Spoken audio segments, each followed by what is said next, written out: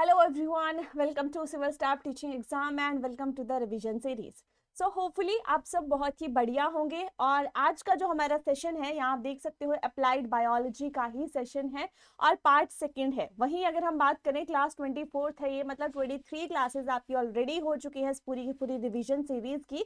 सो playlist में जाकर definitely check कीजिए क्योंकि मेजरली आपकी अपकमिंग CSIR नेट के लिए बहुत ही इंपॉर्टेंट ये सेशंस हैं जिसमें हमने हर एक कॉन्सेप्ट को डिस्कस किया है, राइट। चलिए स्टार्ट करेंगे आज के सेशन को। आज के सेशन का हमारा फर्स्ट क्वेश्चन जो है, which one of the following strategies will generate the most precise mutation at the predetermined location of a plant genome? अब यहाँ पे हमें क्या बोला है कि इसमें से कुछ आपके पास टेक्निक्स प्रोसेसेस दे रखी हैं, जैसे क्रिस्पर कैस है, ये आपने सुना भी होगा, बहुत इंपॉर्टेंट है, बहुत ही फेमस भी है ये, है ना। इनके लिए जो है नोबेल प्राइज भी एक आपने सुना होगा न्यूज में थे कि इनको मिला। नेक्स्ट है टी-DNA इंसर्शन म्यूटाजेनेसिस, थर्ड है ट्रांसपोसोन म्यूटाजेनेसिस एंड डी है टारगेटिंग इंड्यूस्ड लोकल लीजन्स इन जीनोम्स।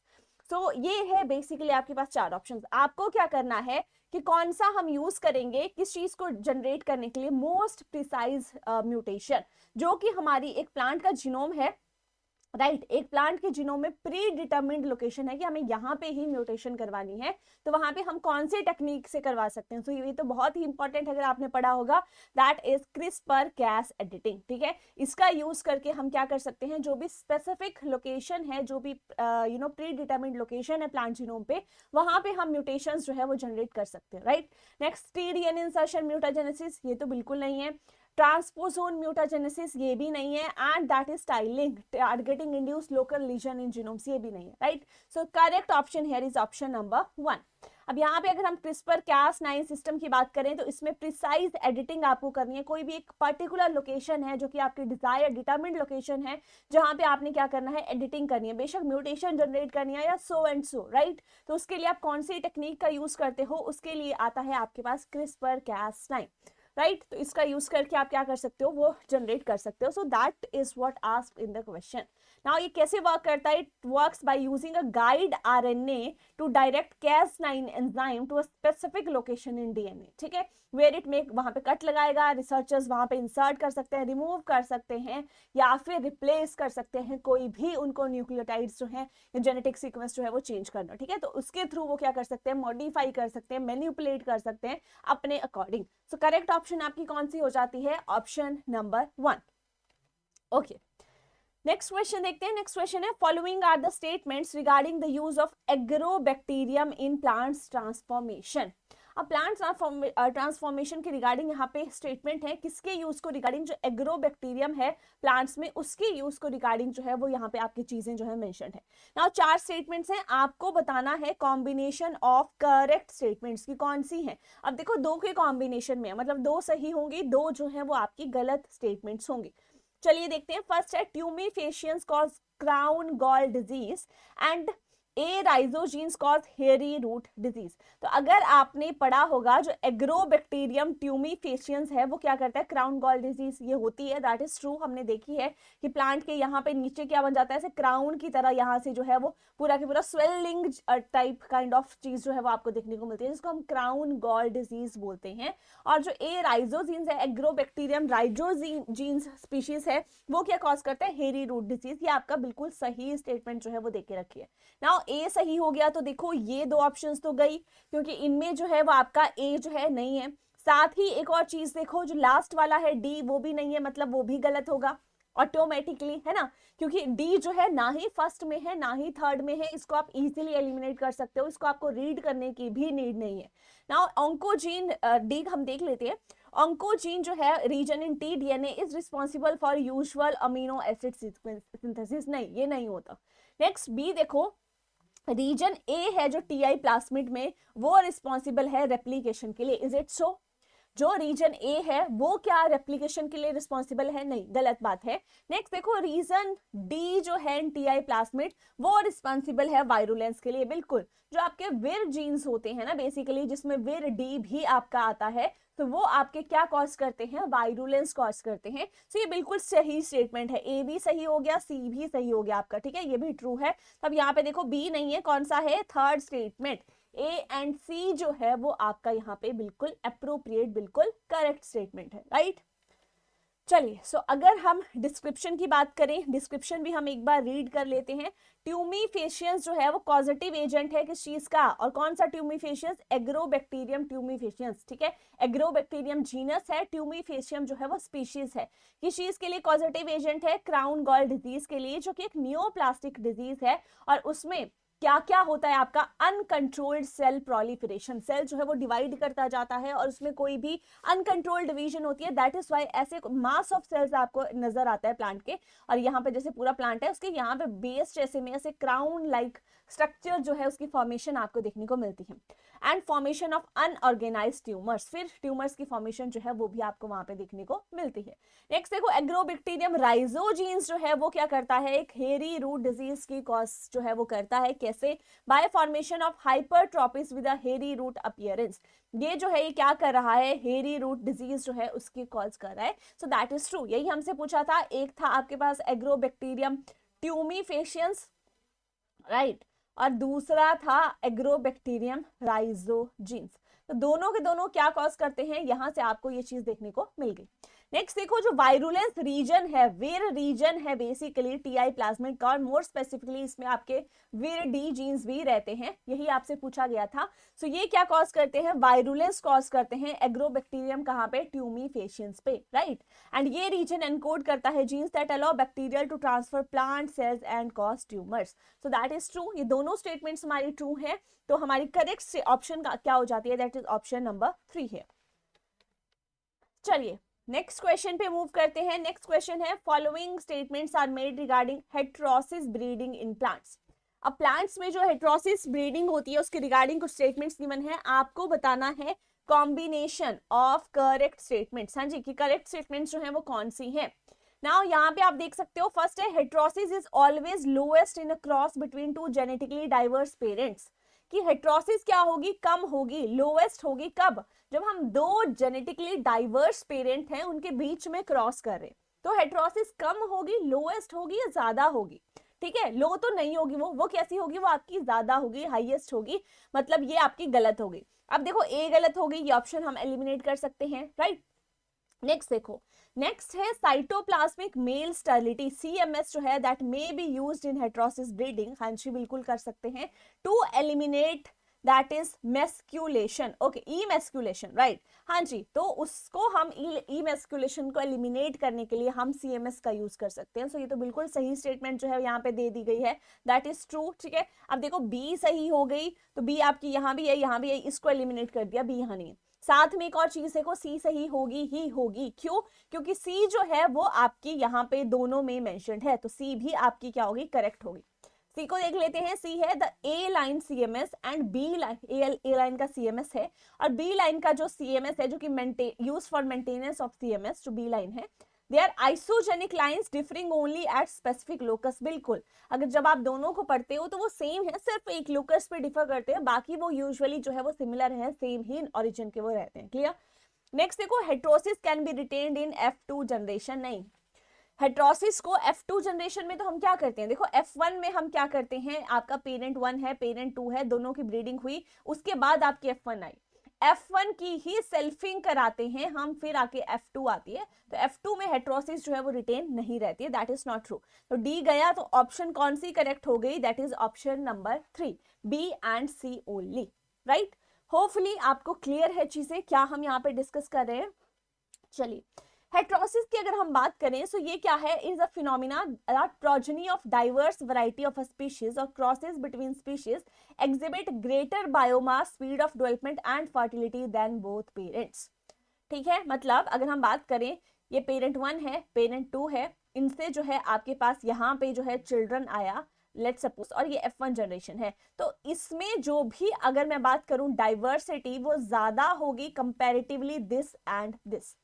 अब यही सेकंड स्टेटमेंट में पूछा गया था, अगर इसकी हम सेल्फिंग करेंगे तो यहाँ पे हेटेरोसिस F2 में जो है वो ज्यादा होगी, नहीं, F2 में ज्यादा नहीं होगी, F1 में ज्यादा होगी, क्योंकि दोनों पेरेंट्स से ज्यादा डाइवर्सिटी जो है कहाँ पे देखने को मिलेगी, in F1, right. Next, various models have been posted to explain heterosis including dominance, over dominance and pseudo over dominance, right. So that is how हमारी ऑप्शन कौन सी करेक्ट हो जाती है, option number 3 B and C only. चलिए next जो है question है दैट इज आपका एमएएस से है, मार्कर असिस्टेड सिलेक्शन से क्वेश्चन आया है।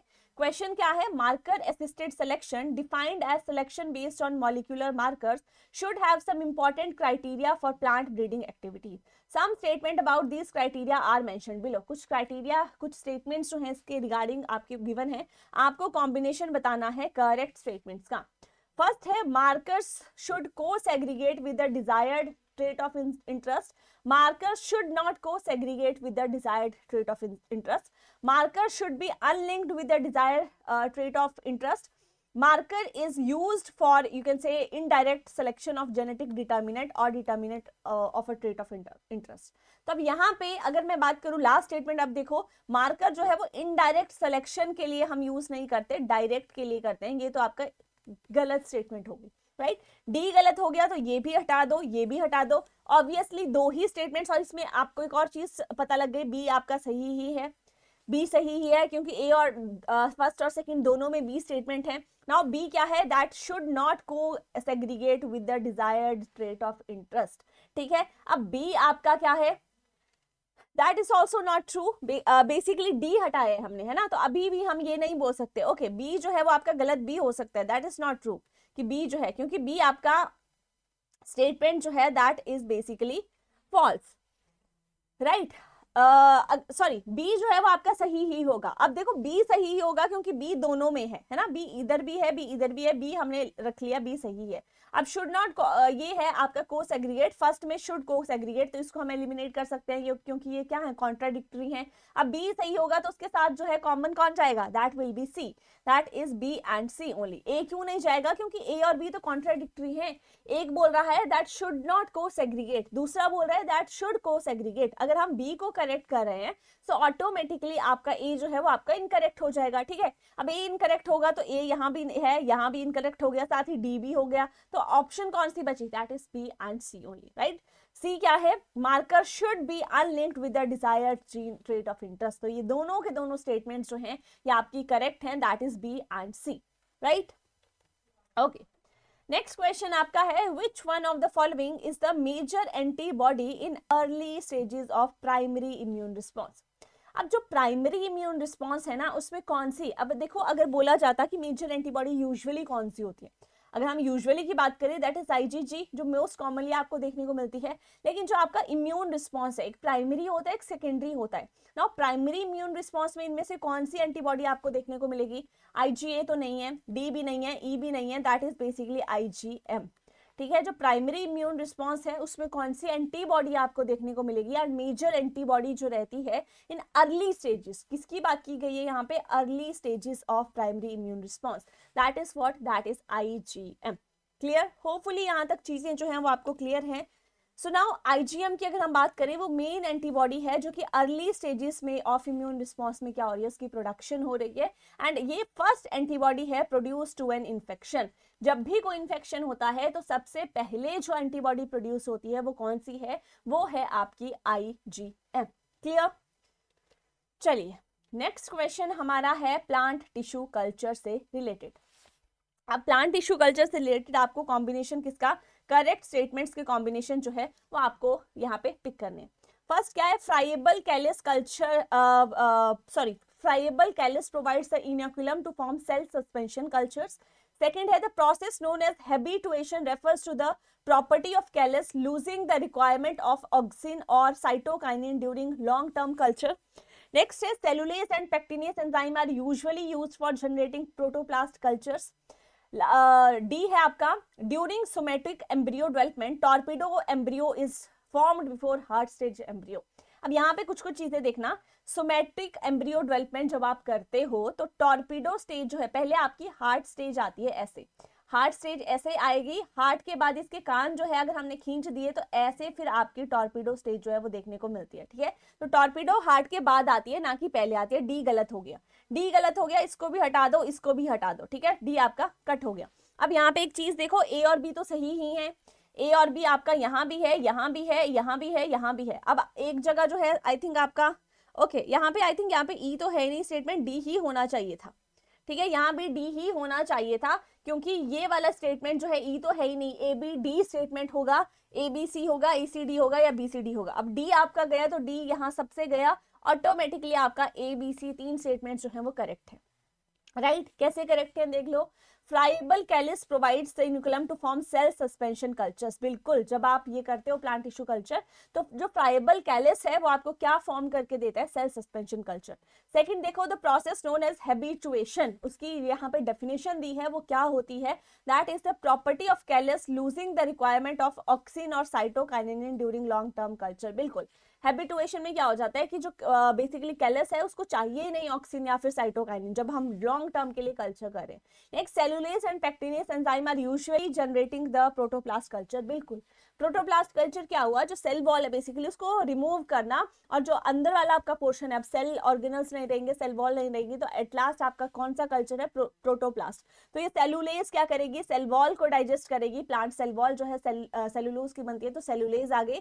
साथ ही पेक्टिन जो है वहां पे कंपोनेंट प्रेजेंट रहता है, पेक्टिनेस उसको डाइजेस्ट करेगी। एट लास्ट आपको क्या मिलेगा, प्रोटोप्लास्ट कल्चर। तीनों के तीनों स्टेटमेंट्स आपकी कैसी हैं, करेक्ट है। सो दैट इज हाउ आपका ऑप्शन 1 जो है वो यहाँ पे बिल्कुल अप्रोप्रिएट ऑप्शन। क्लियर। चलिए नेक्स्ट क्वेश्चन देखिए, in the production of alcohol bye fermentation in the absence of oxygen. अब ये तो हमें पता ही है, दो आपकी होती है, एक आपकी एरोबिक कंडीशंस में होती है, एक आपकी अनरोबिक कंडीशंस होती है, राइट। एरोबिक में क्या चाहिए, हमें ऑक्सीजन चाहिए, और इनरोबिक में हम ऑक्सीजन जो है डेफिशिएंट एनवायरनमेंट में जो है वो काम करते हैं। और यहाँ पे एल्कोहल की प्रोडक्शन फिर हमें होती है, और प्रोसेस कौन सी है, दैट इज फर्मेंटेशन। ये चीजें जो है हमें ऑलरेडी पता है। So yeast converts glucose to pyruvate, right, and pyruvate to ethanol. अब पाइरुवेट से क्या बन गया, एल्कोहल बन गया, इथेनॉल बन गया। Now fermentation promotes glycolysis by. Fermentation जो है वो ग्लाइकोलिसिस को कैसे प्रमोट करती है, ये आपसे पूछा गया है। तो वो क्या करती है, converting acetaldehyde to alcohol to prevent feedback inhibition. क्या वो ऐसा करती है कि वो क्या करिए, एसिटाल्डिहाइड को एल्कोहल में कन्वर्ट करती है? No. Generating NADH for mitochondrial ATP generation? No. Next, preventing toxicity of acetaldehyde? No. Generating NAD positive for glycolysis? बिल्कुल, ये आपको जो है वो देखने को मिलता है कि NAD पॉजिटिव की जनरेशन हो रही है, किस चीज के लिए, ग्लाइकोलिसिस के लिए। यहाँ भी आप देख सकते हो that is basically alcohol fermentation, ठीक है, ये है आपकी एल्कोहल फर्मेंटेशन। अब इसमें क्या है, आपका जो ईस्ट है वो दो बेसिकली एटीपी प्रोड्यूस कर रहा है in the absence of oxygen, मतलब एनारोबिक कंडीशंस में जो है ये पूरी प्रोसेस हो रही है। नाउ फर्स्ट क्या है, ग्लाइकोलिसिस। स्टार्ट विद ग्लाइकोलिसिस, दो एटीपी है, दो NADH है। अब यहाँ पे दो पाइरुवेट हैं, अब उन पाइरुवेट से क्या होगा, जो NADH यहाँ पे फॉर्म हुए थे, they are oxidized to produce 2 NAD positive, regeneration हो रही है। तो यही आपसे पूछा गया था, जो NAD पॉजिटिव हैं वो जनरेट होते हैं किस चीज के लिए, ग्लाइकोलिसिस के लिए, राइट। सो ऑप्शन 4 जो थी वो हमारी यहाँ पे करेक्ट ऑप्शन हो जाती है। क्लियर, होपफुली चीजें आपको क्लियर है, क्या हम स्टेटमेंट डिस्कस कर रहे हैं, क्या हम पढ़ रहे हैं, कैसे कैसे चीजें जो है वो आपकी प्रोसीड हो रही है। Clear, okay. चलिए नेक्स्ट क्वेश्चन जो है, नेक्स्ट क्वेश्चन देखते हैं। During animal cell culture which one of the following cell types would not require trypsin for passaging. अब यहाँ पे बोला गया है कि जब भी हम क्या करें, हम एनिमल सेल कल्चर करें, ठीक है, तो इनमें से कौन सा सेल है जिसको क्या नहीं चाहिए, जिसको ट्रिप्सिन नहीं चाहिए, किस चीज के लिए, पैसेजिंग के लिए। फर्स्ट है एपिथेलियल सेल्स, सेकंड है हिमेटोपोइटिक सेल्स, थर्ड है फिब्रोब्लास्ट एंड मायोब्लास्ट। किसको नहीं चाहिए, देखो एपिथेलियल सेल्स को तो चाहिए होती है, नीडेड है, फिब्रोब्लास्ट को भी, मायोब्लास्ट को भी। हिमेटोपोइटिक सेल्स ऐसे सेल्स हैं जिनको क्या है, जिनको बेसिकली नीड नहीं है, राइट। सो हमसे यही पूछा गया है, that does not require trypsin for passaging, right. So correct option हमारी यहाँ पे कौन सी हो जाएगी, that is option number B, hematopoietic cells. Clear. चलिए अब यहाँ पे एक्सप्लेनेशन जो है वो भी मेंशन है कि ट्रिप्सिन जो है कहाँ नहीं चाहिए, हिमेटोपोइटिक सेल्स की पैसेजिंग के लिए हमें नहीं चाहिए इन एनिमल सेल कल्चर। क्यों, क्योंकि जो हिमेटोपोइटिक सेल होते हैं आपके ब्लड सेल्स के ही एक लीनिएज के टाइप हैं ये, they usually exist in suspension culture instant of adherent cultures. ठीक है। और जो जितने भी आपके अदर मेंशन थे जैसे एपिथेलियल सेल थे, फिब्रोब्लास्ट थे, मायोब्लास्ट थे, वो आपके एडहेरेंट कल्चर पे रहते हैं। लेकिन हिमेटोपोइटिक सेल्स जो है वो आपके कौन से कल्चर में एग्जिस्ट करते हैं? यूजुअली सस्पेंशन कल्चर में जो है ये आपके एग्जिस्ट करते हैं। सो एज अ रिजल्ट ये सेल यूजुअली नहीं करते हैं form tight attachment to the culture surface, which means that trypsinization is not necessary to detach them. अब सस्पेंशन कल्चर फॉर्म करे, एडहेरेंट नहीं कर रहे, इतनी ज्यादा अटैच नहीं है, तो हमें ट्रिप्सिन की नीड नहीं है इनको डिटैच करने के लिए, right. So that is how hematopoietic cells को नहीं चाहिए trypsin for passaging. But on the other hand जो आपके एपिथेलियल सेल्स हैं, फिब्रोब्लास्ट हैं, मायोब्लास्ट हैं, सब कौन सा स्ट्रक्चर फॉर्म करते हैं? एडहेरेंट कल्चर्स जो है उसकी फॉर्मेशन करते हैं। सो उसके हमें क्या चाहिए? हमें ट्रिप्सिन एंजाइम चाहिए, तभी हम उनको क्या कर सकते हैं? डिटैच कर सकते हैं, राइट। चलिए नेक्स्ट क्वेश्चन जो है, नेक्स्ट क्वेश्चन रीड कीजिए, that is which one of the following is not required in the blood glucose biosensor. इनमें से बोला गया है कौन सा जो है बेसिकली रिक्वायर नहीं होता for, I think okay, so that is basically the homework question. ये लास्ट क्वेश्चन है, ये मैं होमवर्क क्वेश्चन आपको देके जा रही हूँ। सो इसका आपने आंसर करना है कहाँ पे? कमेंट सेक्शन पे, ठीक है। आई गेस हमारा कल का होमवर्क क्वेश्चन भी पेंडिंग है, वो हमने डिस्कस नहीं करा, बट आई गेस उसका आंसर जो है वो भी आप लोगों ने नहीं करा है। तो होमवर्क क्वेश्चन एज यूजुअल आपको एंड में दिया जाता है इस होप के साथ एंड इस एक रिस्पॉन्सिबिलिटी के साथ कि आप अपने एंड से भी थोड़ा सा जो है वो रिसर्च करोगे और थोड़ा सा है चीज़ों को एनालाइज करोगे, ठीक है। सो अगेन होमवर्क क्वेश्चन में देके जा रही हूँ, कॉमेंट बॉक्स में आपने इसका आंसर करना है। Now that is all for today session. ये आपका जो है वो टेलीग्राम लिंक है, जितनी भी फ्री पीडीएफ्स हैं वो आपको इस लिंक पे प्रोवाइड हो जाएंगी, यहाँ से आप उनको डाउनलोड कर सकते हो, right. So that is all about today session. Hopefully आपको सेशन अच्छा लगा होगा। डेफिनेटली लाइक कीजिए सेशन को, शेयर कीजिए फ्रेंड्स के साथ एंड चैनल को सब्सक्राइब भी जरूर कीजिए, कमेंट करके फीडबैक जरूर दें। साथ ही जो है होमवर्क क्वेश्चन का आंसर भी डेफिनेटली कमेंट बॉक्स में आपने देने, clear. So that is all from my side. Thank you so much, मिलते हैं कल नेक्स्ट सेशन में। Thank you very much.